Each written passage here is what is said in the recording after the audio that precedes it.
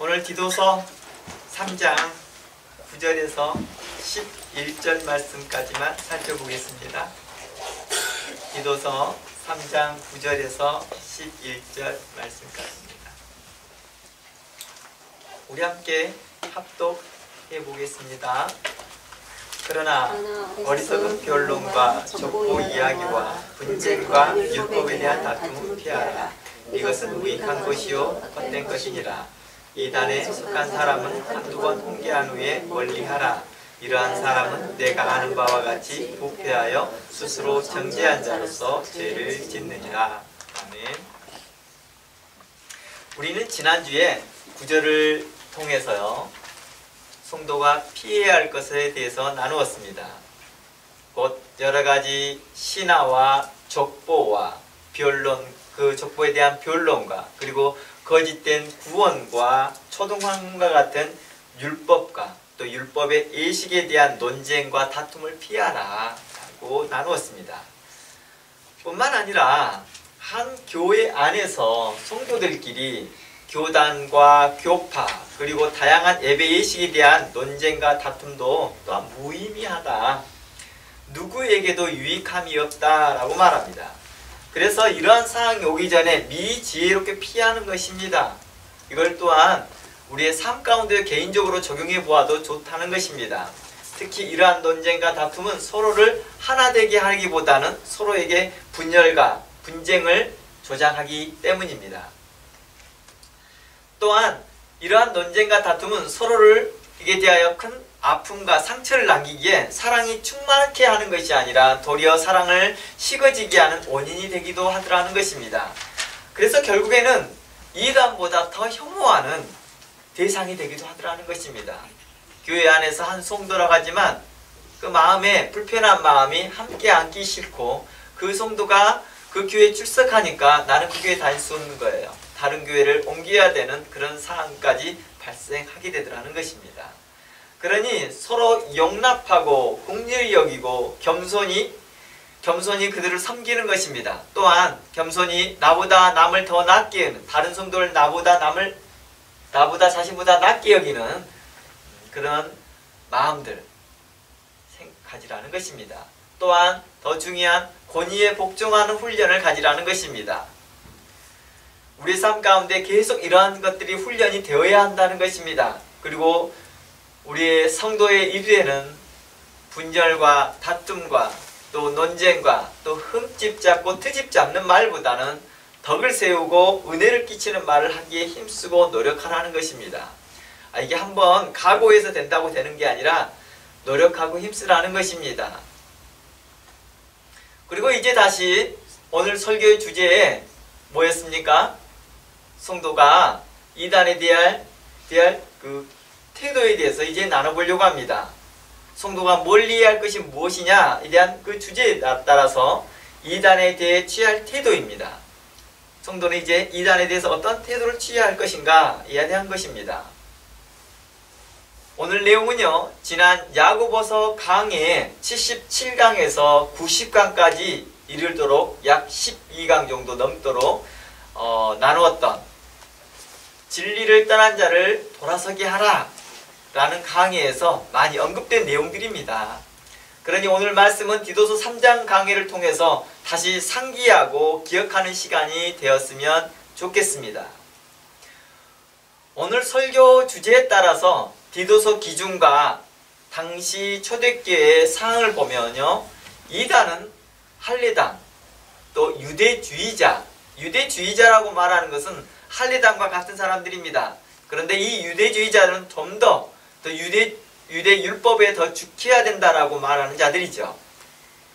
그리고 영지주의자, 그리고 금역주의자인 니골라당에 대해서 있었습니다.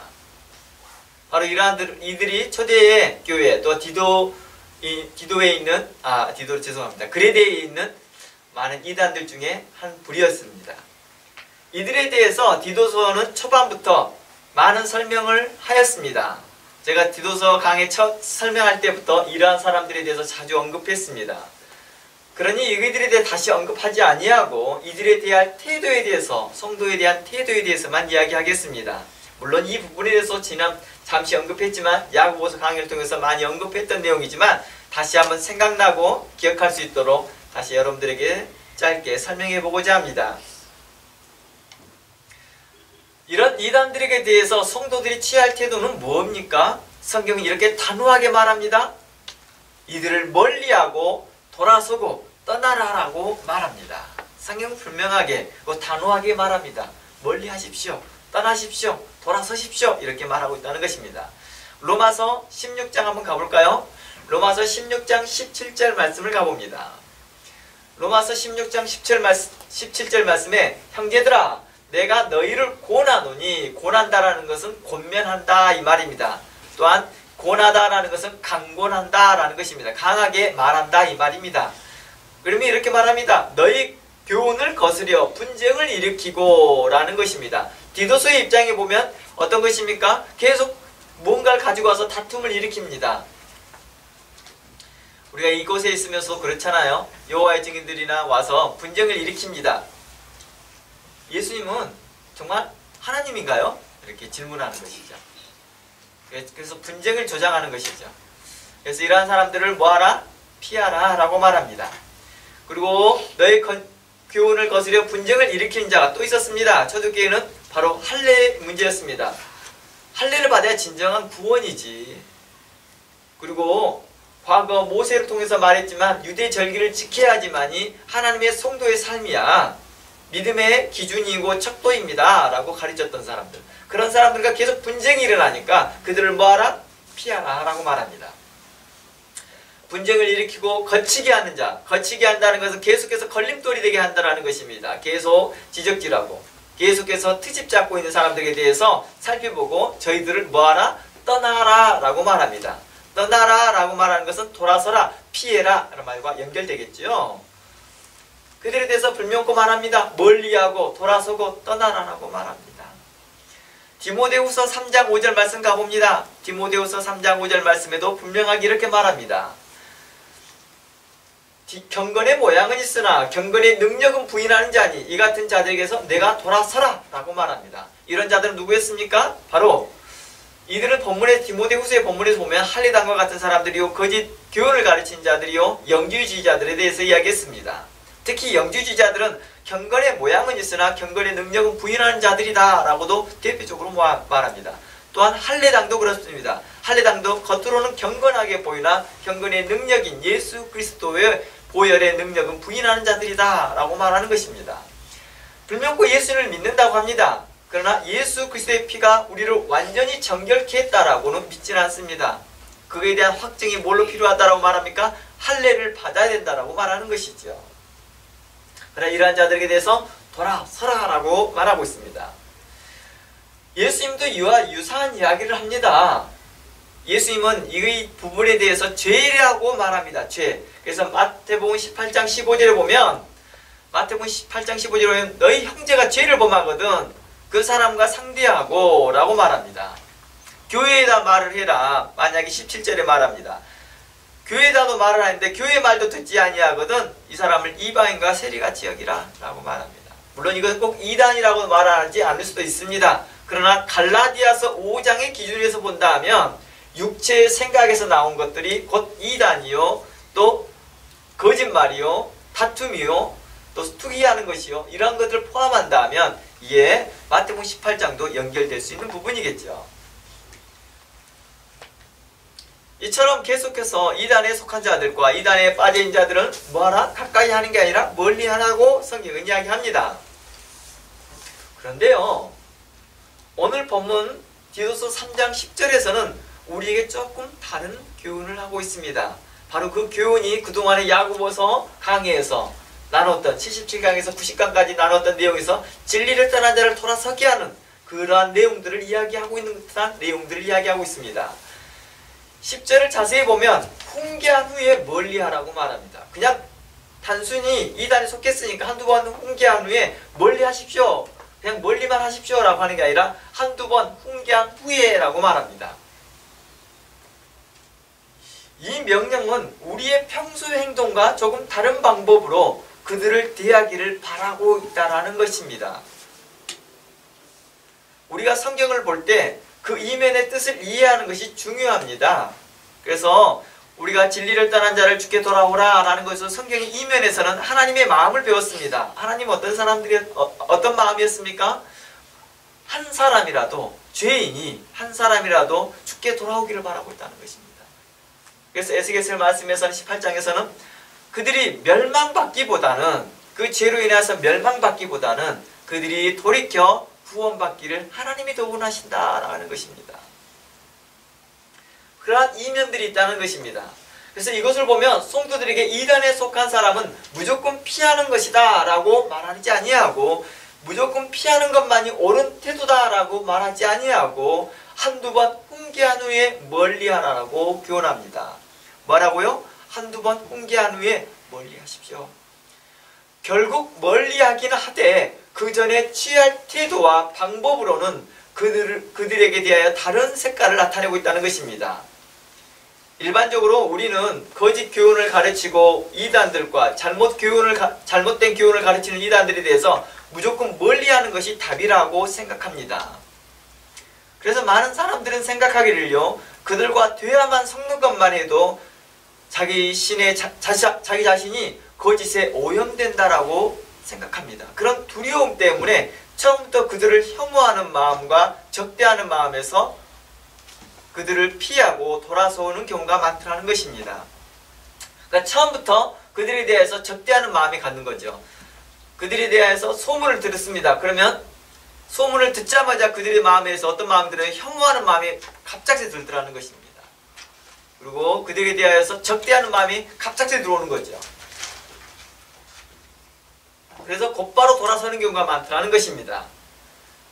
그리고 특히 말씀을 가르치는 자들, 저와 같이 목회자들 말합니다. 중에는 진리를 떠난 이단들을 교훈하고 올바르게 인도하고 올바른 것으로 책선하는 것은 무가치하다라고 생각하고 처음부터 적대심을 갖고 처음부터 혐오하고 그리고 아예 무관심으로 대하는 분들이 많다는 것입니다. 지난주에도 말했듯이 이러한 자들과 자칫 불필요한 논쟁과 다툼을 만들어낼 수 있기 때문에 피하는 것은 유익한 것은 분명합니다. 그러면 그들을 무조건 피하는 것만이 옳은 태도일까? 라고 하였을 때 성경은 우리에게 다른 내용을 이야기하고 있다는 것입니다. 성경은 우리에게 또 다른 이면의 이야기를 하고 있다는 것입니다. 그들을 한두 번 책선한 후에 멀리하라라고 말합니다. 디도서는 우리에게 분명코 말합니다. 한두 번 책선한 후에 멀리하라. 이 말은 변론과 논쟁을 통해서 진리를 전달하라 라는 뜻이 아닙니다. 그런 의미가 아니라 짧고 단호하게 진리를 전달하고 그들을 떠나라는 것입니다.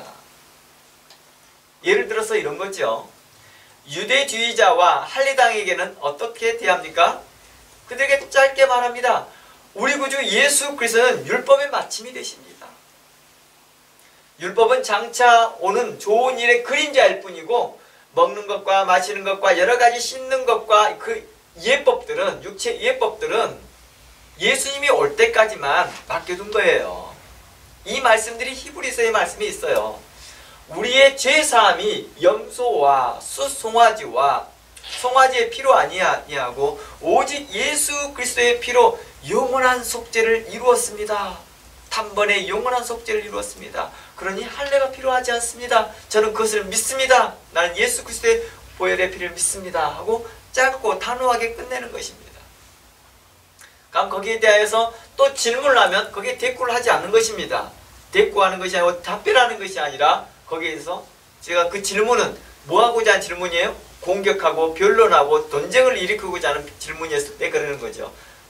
더 이상 질문에 대하여 답을 하지 않고 짧게 끊고 떠나는 것입니다. 이러한 일들을 몇 번 하라고요? 한두 번 정도 해라 라고 말합니다. 성도들이 이렇게 짧게 진리로 그들을 교훈하고 책선하는 것이 의미 없는 것이 아닙니다. 뭔가 의미가 있으니까 성경은 우리에게 그렇게 하라고 말했던 것이죠. 저는 그 중에 몇 가지 신앙의 유익이 있다고 봅니다. 그 중에서 제가 몇 가지를 나눠보려고 합니다. 첫째는요, 성도 자신이 믿고 있는 것에 대한 확실한 신앙 고백이 될 것입니다. 그렇지 않을까요? 이렇게 짧게 그 사람에게 이야기하고 있다는 것은 자신의 신앙 고백이잖아요. 자신이 알고 있다라고 생각하고 자신이 믿고 있다는 것에 대해서 자신이 좀 더 확신 가운데 선포할 수 있는, 공포할 수 있는 그런 기회를 갖게 되는 거죠. 누구에게 유익이 되는 거예요? 실질적으로 그 이단에 속한 사람에게 말을 하였지만 실질적으로는 제일 먼저는 자신에게 유익이 되더라는 거예요. 자신에게요. 둘째는 그 신앙 고백이 앞으로 생길 논쟁과 다툼의 구실을 만드는 것이 아니라 도리어 그들에게서 돌아설 수 있는 분명한 태도를 갖게 하더라는 것입니다. 자신이 이렇게 그 사람 앞에 강하게 또 신앙 고백을 확신 가운데 이야기하게 되면 돌아설 수 있는 분명한 명분이 생기더라는 것입니다. 나 분명코 말을 했다. 난 이걸 나를 믿는다. 그럼 이거에 대해서는 더 이상 논쟁할 필요 없다. 나를 설득시킬 필요 없다. 라고 하는 거죠. 그래서 저는 여호와 증인들하고 이야기하면 저를 설득시키려고 하지 마세요. 난 당신하고 그건 대화하려고 당신에게 문을 열어준 게 아닙니다. 만일 당신이 계속 그 이야기를 하겠다면 저는 문을 닫겠습니다. 라고 이렇게 말을 합니다. 단호하게. 물론 앞에 했던 말이 있겠죠. 물론 앞에 무슨 말을 하지요. 그리고 그 말에 대해서 계속해서 반격된 질문을 할 경우에는 분명한 선을 합니다. 더 이상 말하지 않겠다는 거죠. 그리고 세 번째는 이런 확실의 말을 듣는 사람으로 교훈을 줄 수 있다는 거죠. 제가 종종 말을 하죠. 여호와 증인들하고 오게 되면 제가 대화를 하는데 그분들이 저한테 이런 말을 해요. 저희들이 다른 집에 가게 되면 한 1시간, 2시간 정도 자신들의 교훈을 남기는데 왜 이 집만 하면 저희가 1, 2시간씩 당신의 말을 듣고 있는 참 이상하다 이렇게 말을 해요. 시니어와 주니어가 오는데 보통 두 사람이 다니니까요. 근데 주니어가 자주 고개를 끄덕끄덕하면 제 말이 맞다라고 합당하게 느껴지니까 시니어는 자주 주니어를 봤다 저를 봤다 그러는 거예요. 왜냐하면 긴장되잖아요. 그 사람이 혹시 또 내 교훈에 빠질까 두려워하는 거겠죠. 나중에는 2번, 3번 참석하다가는 이제 더 이상 제가 오라고 해도 안 들어와요. 제가 오면 문을 똑똑 두드리면 들어오세요. 또 대화하게요. 본인이 이제 떠납니다. 제가 그들을 멀리해서가 아니라 그들 스스로가 멀리 떠나더라는 거예요. 이러한 확신 가운데 이 고백은 그들로 뭐하게 합니까? 도리어 내 자신을 보호하게 하는 보호막이 되더라는 거예요. 도리어 그 한두 번의 책선으로 인하여서 떠나더라는 것입니다. 예수님께서 마귀를 대적할 때 어땠습니까? 하나님의 말씀으로 단호하게 짧게 말합니다. 그렇죠? 주 너희 하나님을 시험하지 말라. 사람이 떡으로만 사는 것이 아니요 먹고 마시는 우리나라로 말하면 쌀이라겠죠. 밥으로만 사는 것이 아니요 하나님의 말씀으로 사는 것입니다. 떠납니다. 단호하게 짧게 말하는 것입니다. 그들이 떠날 수 있도록요. 그리고 이게 내가 돌아서는 어떤 적극적인 태도가 아니더라도 그들이 떠나게 해버리는 그런 역할을 하더라는 것입니다. 도리어 그게 낫겠죠. 그리고 마지막으로 제가 마지막이라 말할 수 있겠지만 제 기준에서 그렇다는 것입니다. 넷째로는 한두 번 훈계한 후에 라는 말에서 알 수 있듯이요. 성경은 성도들에게 그들을 혐오하는 마음으로 단순히 멀리만 하지 말라는 뜻이죠. 한두 번 이라는 말 속에서 알지만 이단이네 하고 처음부터 멀리하지 말라는 뜻이라는 거예요. 처음부터 혐오하는 마음을 갖는 것이 아니라는 것입니다. 처음부터 그들을 혐오하는 마음으로 피하기보다는 작은 소망을 갖는 것입니다. 작은 소망이요. 그리고 또한 그동안에 우리가 디도서 3장을 통해서 나눴던 3장 1절, 2절, 3절에서 계속 나눴던 내용이 뭐였습니까? 그들에게 긍휼을 여기는 것입니다. 안타까운 마음을 갖는 것입니다. 그러한 마음으로 그들을 뭐하는 거예요? 훈계하는 것이죠. 내가 너보다 더 많이 알아 라고 하는 입장에서 말하는 게 아니죠. 제가 잠시 전에도 말했지만 제가 한국에 있을 때는요. 신학책들도 많이 읽고 일반 차적들도 워낙 많이 읽다 보니까 지식이 많아졌나 봐요. 그러다 그 지식이 많다 보니까 거만해지고 교만해지다 보니까 이런 이단들이나 대순진리나 여호와 증인들을 만나면 그들과 싸워서 이기려고만 하더라는 거예요. 그러니까 처음부터 전투적인 자세예요. 내 마음 자체가 저들을 한 수 깔고 이야기를 해요. 그러니까 대화가 되지 않겠죠. 싸우죠. 분쟁이라 서로 간에 좋지 않습니다. 제하고 있으면서 제 스스로는 굉장히 우월감에 빠지게 하는 거만함에 빠지게 하는 그런 좋지 않는 그 뿌리가 내리게 되고 그런 가시가 돋더라는 거예요. 좋지 않습니다. 그러나 뉴질랜드에 와서 하나님의 말씀에 대하여서 다시 한번 점검하고 내 삶을 보면서 이렇게 대한 태도가 아니라는 걸 알게 되는 거면서 그들에게서 국률한 마음과 안타까운 마음으로 그들에게 대했을 때는 온유한 마음으로 하나님의 교훈을 전달하기 시작합니다. 국률한 마음으로 그들에게 그리스도의 도를 단호하고 분명하게 이야기할 수 있다는 것입니다. 그렇게 했을 때 내 신앙도 더 성장하더라는 것입니다. 나의 믿음도 더욱더 성장하더라는 것입니다. 내가 그리스도의 바른 교훈 안에서 거하고 있는 그 확신에 대해서 내 삶 가운데 다시 확증하는 바가 되더라는 것입니다. 그래서 그들에게 대해서 대하는 첫 번째 태도가 그 오만함과 거만함의 태도도 아니요, 혐오하는 마음도 아니요, 적대하는 마음이 아니라 이제 국률한 마음으로 대하는 것이죠. 자비한 마음으로 그렇게 대하는 태도로 바뀌어가고 있더라는 것입니다. 그들의 안타까운 마음이 앞서더라는 것입니다. 이러한 마음은 성도들을 더욱 성숙하게 하더라는 것입니다. 저를 보아도 그렇지만 제가 점점 성숙해지더라는 거예요.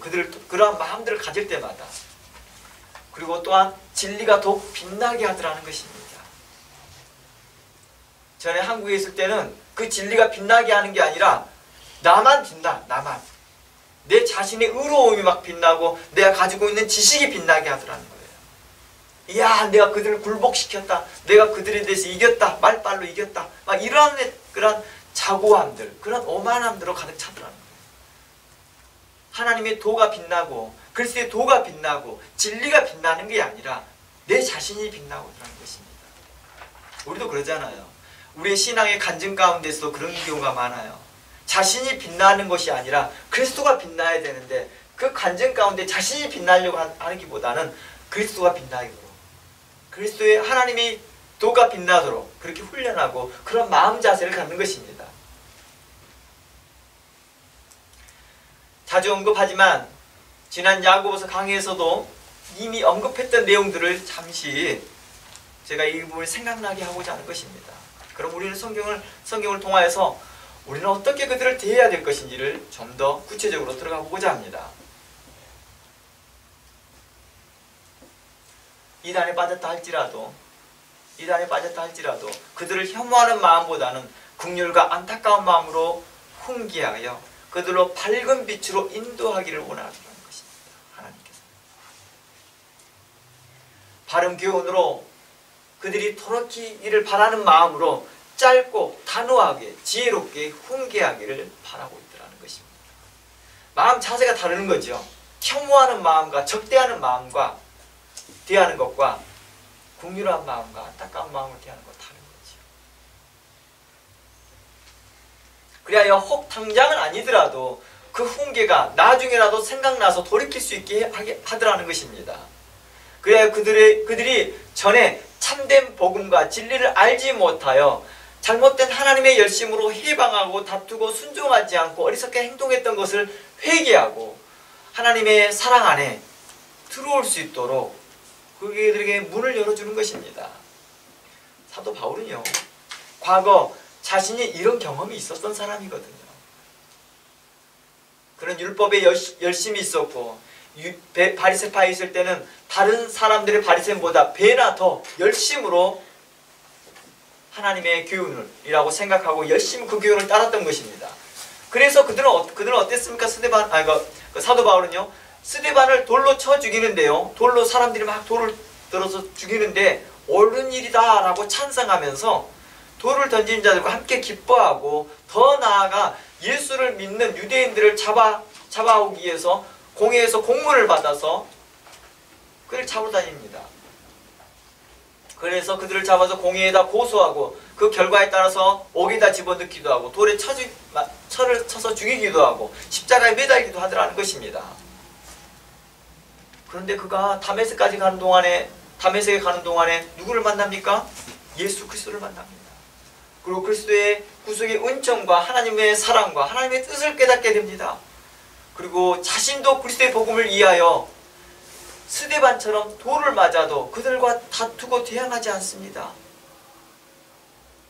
과거에요, 중세 되기 전이죠. 그러니까 로마의 핍박을 받았던 초대교회의 모습들이죠. 초대교회의 모습이 아니라 초기라고 해야 되겠죠. 초기.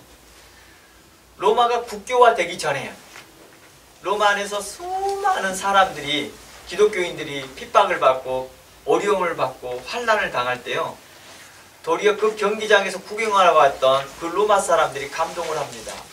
어떻게 저렇게 많은 고난과 멸시와 천대를 받음에도 불구하고도 저 그리스도인들은 대항하지 않지? 어떻게 저 현장에서 찬양을 할 수 있지? 저렇게 화형과 십자가의 천연과 사자의 굴에 들어가 있는데도 그들이 찬양할 수 있지? 바로 그러한 모습들이 처음에는 즐거움으로 봤다가 집에 돌아가서 차츰차츰 생각나게 하더라고요. 무언가의 교훈을 주기 시작했습니다. 그래서 그들이, 귀부인들이 차츰차츰 기독교가 무엇인가에 대해서 관심을 갖게 되는 거죠. 그래서 많은 여성들이 죽게 돌아오기 시작합니다. 그러면서 동시에 그들이 누구를 인도하기 시작합니까? 남편들을 죽게로 인도합니다. 많은 로마 사람들. 스데반도 그랬겠죠. 당시 사도 바울도 그랬겠죠. 스데반이 죽은 것을 당연시 여겼고 옳은 일이다.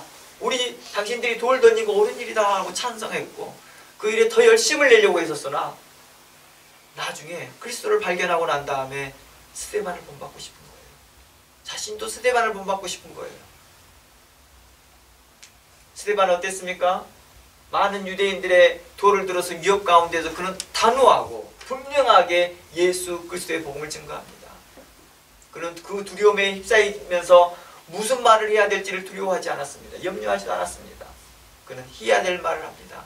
예수 그리스도는 우리의 구원이며 그로 말미암아 우리가 구원함을 얻었고 그는 하나님의 아들이며 우리가 기대하는 메시아임을 분명하게 이야기하고 있었다는 것입니다. 이제 사도 바울도 그러한 삶으로 바뀌어가기 시작합니다. 어땠어요? 자신도 이렇게 말합니다. 나도 이단의 개수였다라고 말합니다. 누구 기준에서 이단의 개수였어요? 그리스도의 관점에서요. 자신도 이단의 개수였고 폭행자였고 악행하는 자였다. 그러나 내가 이렇게 바뀌었다라고 말하는 것입니다. 그러니 사도 바울이 이제 그 이단에 대한 태도에 대해서 이렇게 말하는 것입니다. 한두 번 훈계한 후에 멀리하십시오.